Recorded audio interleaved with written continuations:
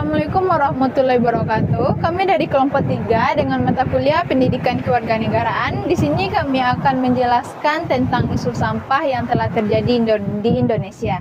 Nah, di Indonesia ini telah tidak bisa ditutup mata lagi terkait isu sampah yang telah terjadi. Dari kota sampai ke tepi pantai telah banyaknya sampah yang ada di mana-mana. Nah, kita sebagai warga negara memiliki tanggung jawab terhadap isu sampah yang telah terjadi. Nah, di video ini kami akan menampilkan tentang video edukasi terkait isu sampah yang ada di Indonesia. Sampah plastik yang paling serius mendapatkan perhatian. Ya benar, sampah plastik ini terus meningkat setiap tahunnya. Diharapkan pemerintah bisa menemukan solusi untuk mengurangi produksi sampah. Dibarengi dengan pengelolaan sampah yang bertanggung jawab sehingga plastik berakhir rilis. Kondisi laut Indonesia kini berada dalam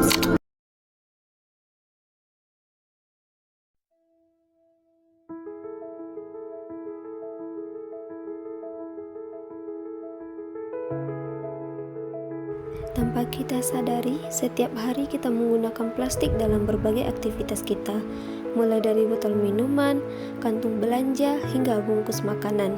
Namun, tanpa kita sadari, sampah plastik yang kita buang sembarangan dapat mencemari lingkungan.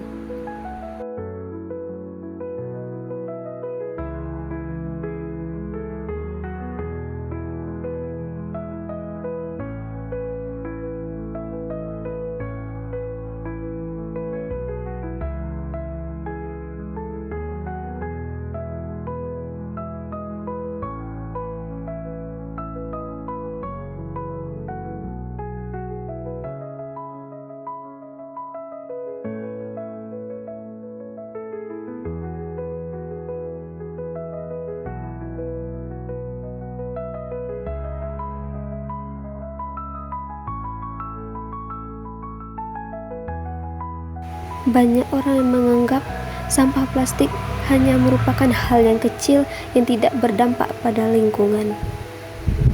Padahal, sampah ini sangat berbahaya bagi lingkungan.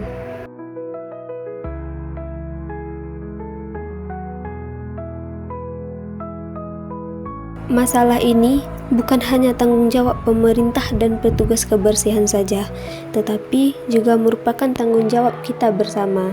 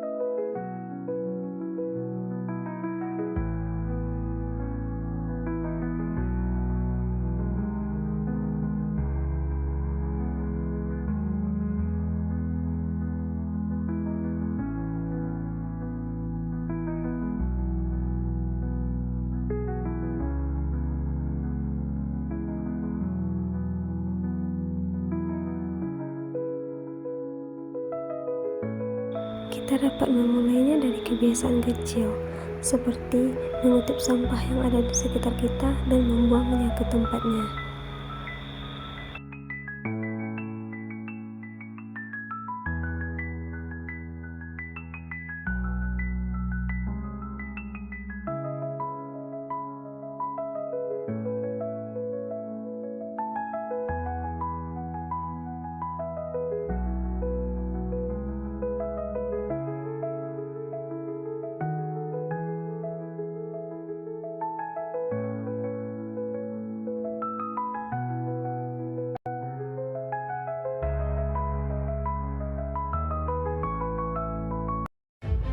Dampak sampah yang tidak dikelola dengan baik dapat mencemari tanah, air, dan udara, menimbulkan bau, memicu banjir, jadi sarang penyakit, merusak ekosistem, mengganggu kesehatan, serta memperparah pemanasan global.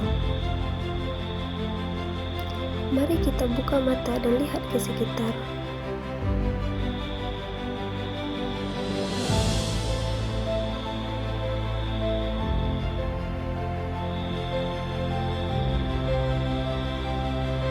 Jadi, ayo kita kelola sampah mulai dari rumah.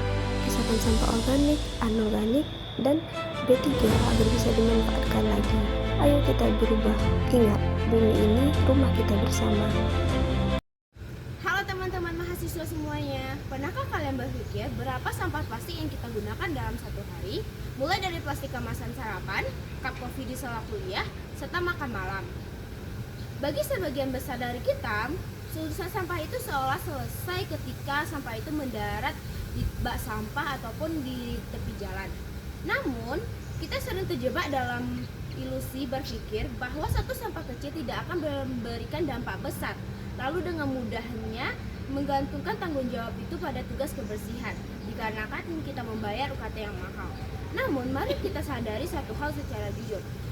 Ketika selokan kampus tersumbat, jalanan depan gerbang banjir, atau tempat pembuangan akhir kita kelebihan muatan, siapa yang paling banyak disalahkan? Kita sering menuju pemerintah atau birokrasi kampus tanpa menyadari bahwa krisis ekologi ini adalah potret nyata dari runtuhnya tanggung jawab kita sendiri sebagai warga negara. Kita seringkali terhadap kehancuran ekosistem kita sendiri di area kampus dan kosan. Bayangkan, jika sebuah kampus memiliki 10.000 mahasiswa dan setiap individu menghasilkan 2 sampah plastik sekali pakai per hari, maka ada 20.000 sampah baru yang menumpuk dalam waktu 24 jam hanya dari satu titik di bumi. Dampak akumulasi ini sangat nyata, mulai dari banjir akibat sambutan drainase, ancaman kesehatan lingkungan, hingga polusi mikroplastik yang tanpa sadar meracuni air tanah yang kita konsumsi sehari-hari. Jika di bawah perspektif hukum, Pasal 28H Ayat 1 Undang-Undang Dasar 1945 memang menjamin hak atas lingkungan yang sehat.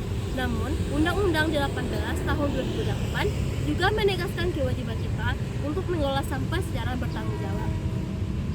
Narasi pembelaan diri seperti "saya sudah bayar UKT mahal" adalah kesalahan logika yang fatal. Karena uang kuliah bukanlah surat izin untuk mengotori lingkungan sesuka hati. Kita terikat kontrak sosial di mana kebebasan kita dibatasi oleh orang lain. Sehingga saat kita membuang sampah sembarangan, kita secara langsung telah menampak hak warga negara lain untuk hidup di lingkungan yang bebas. Jika di dalam tas kita sendiri saja masih penuh dengan botol plastik sekali pakai yang dibiarkan berserakan di bawah meja kuliah. Kampus adalah miniatur dari sebuah negara. Dan jika lingkup sekecil ini kita gagal membangun budaya disiplin, kita sebenarnya sedang mempersiapkan diri menjadi generasi pemimpin yang abai di masa depan. Oleh karena itu, kita harus mulai melakukan langkah nyata seperti membawa botol minum sendiri untuk memotong rantai sampah dari sumbernya. Berani menggabung lingkaran pertemanan terdekat secara persuasif, serta memanfaatkan kekuatan media sosial untuk membuat konten edukatif kreatif. Indonesia yang bersih, maju, dan bermartabat tidak akan pernah terwujud hanya lewat regulasi di atas kertas, melainkan lahir dari kesadaran kolektif warganya. Mari kembalikan marwah mahasiswa sebagai pembawa solusi. Mulailah dari diri sendiri saat ini juga, dan jadilah warga negara yang bertanggung jawab demi masa depan bumi kita. Krisis lingkungan di area kampus seperti selokan dan banjir bukanlah sekadar kegagalan birokrasi, pemerintah, atau pengelola kampus.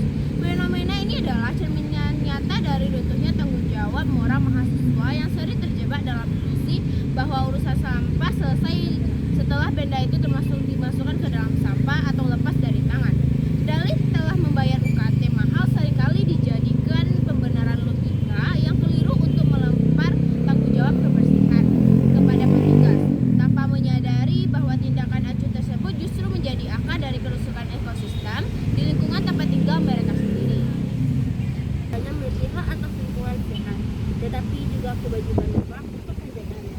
Ketika satu kampus memiliki 10.000 mahasiswa dan setiap orang membuang 2 plastik sehari, maka akan terakumulasi 20.000 sampah baru dalam 24 jam memicu polusi mikroplastik dan banjir. Oleh karena itu, membuang sampah sembarangan secara langsung dalam merampas hak warga hidup di lingkungan yang bersih.